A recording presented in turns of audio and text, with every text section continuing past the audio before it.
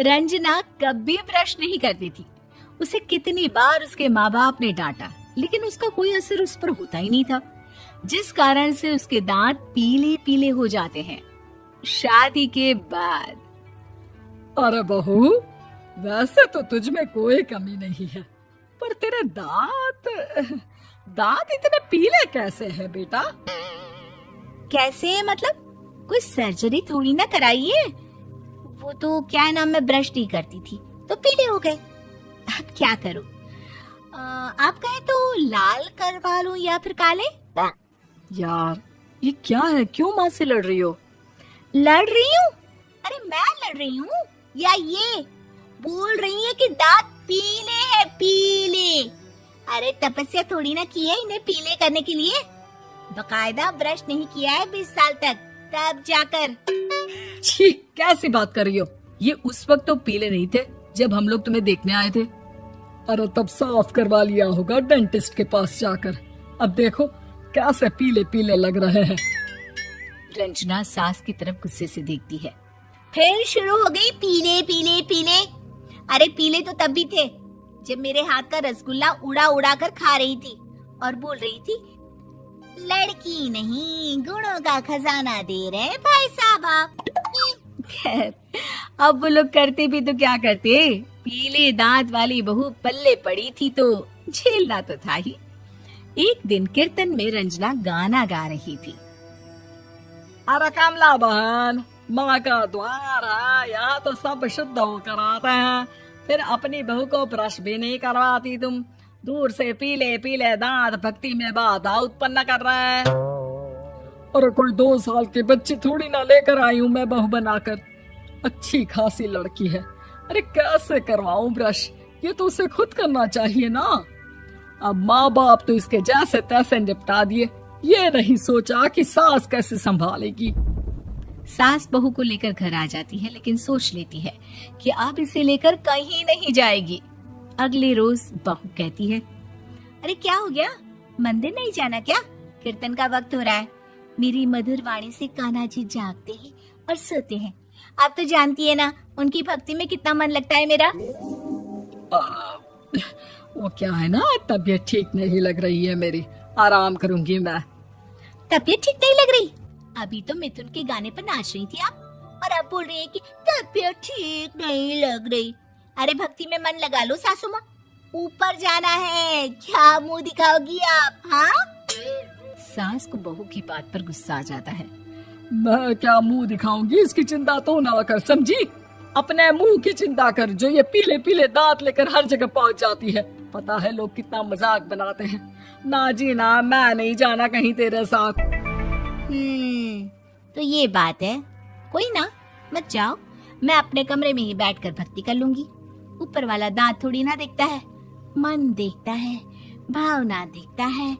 और अरे बस बस, तू सब कुछ दिखा, बस ये सफेद चमकदार दांत ना दिखाना किसी को, है? जा यहाँ से। बहू को सास की बात का कोई फर्क नहीं पड़ता, वो तो जैसी थी वैसी ही रह जाती है। सुबह नहाकर किचन में खाना बनाना, फिर खाना खाना, कीर्तन भजन करना और सो जाना। एक दिन, माँ जी मैं सहेली के घर जा रही हूँ, शाम को लेट आऊंगी। हाँ हाँ तो जाना, मैंने कौन सा तेरी आरती करनी है घर पर बैठकर। रंजना सहेली के घर जाती है, जहाँ वो पार्टी में जाने की तैयारी कर रही होती है। अरे शिखा, कहाँ जाने की तैयारी कर रही है? मैं गलत वक्त पर आ गई क्या? अरे नहीं यार, उल्टा सही वक्त पर आ गया। मैंने ये साड़ी और ज्वेलरी निकाली है यार, शाम को इनके ऑफिस की एक पार्टी में जाना है। बताना कैसा लग रहा है ये सब?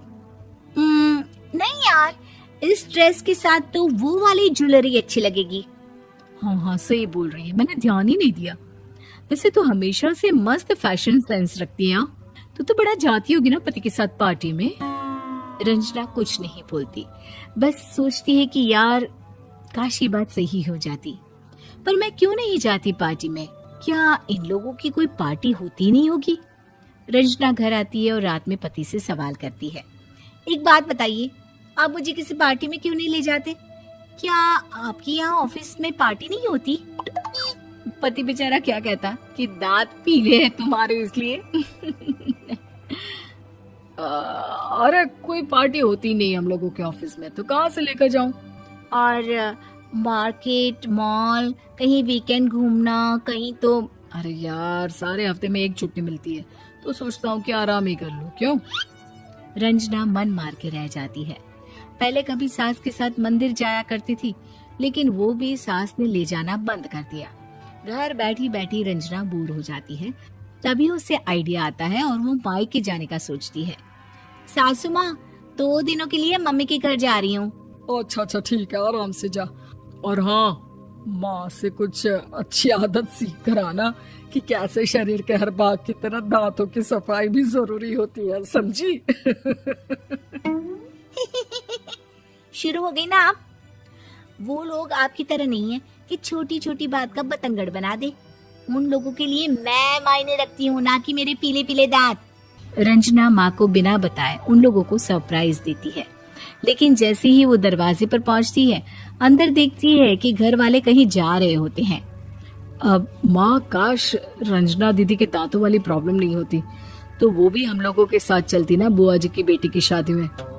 हाँ बेटा, लेकिन अब उसे कौन समझाए कि उसको उसके पीले दांत नहीं दिखते, लेकिन उसके आसपास के लोगों को कितना एम्बैरेसिंग फील कराते हैं। मुझे तो कितनी बार उसके स्कूल की टीचर ने शिकायत की कि उसके साथ कोई लड़की बैठना भी नहीं चाहती, और ना ही कॉलेज में कोई उससे बात करना चाहता था। लेकिन पता नहीं क्यों उसे ये बात समझ में ही नहीं आती। कोई कमी नहीं है उस लड़की में, बस यही कि दांत पीले हैं। वो तो भला हो जीजा जी और उनकी माँ का, जो दीदी को जैसी है वैसे ही रखा हुआ है। रंजना को अपने घर वालों की बात सुनकर बहुत दुख होता है। वो सोचती है कि वो क्या करे, लेकिन फिर वो सीधा डेंटिस्ट के पास जाती है, अपने दांत चमकाती है और कसम खाती है कि वो रोज ब्रश करेगी। अरे क्या हो गया? तुम तो 2 दिनों के लिए गई थी ना, पर कोई ना, अच्छा है, चलो आ गई तो। रंजना सास के सामने आकर खड़ी हो जाती है और पूरी स्माइल करती है, उसके चमकदार दांतों को दिखाती हुई। हैं? चले मंदिर? माँ, मुझे माफ कर दीजिए, मैंने आप लोगों को बहुत एम्बैरेसिंग फील करवाया। मैं आज से रोज ब्रश करूंगी।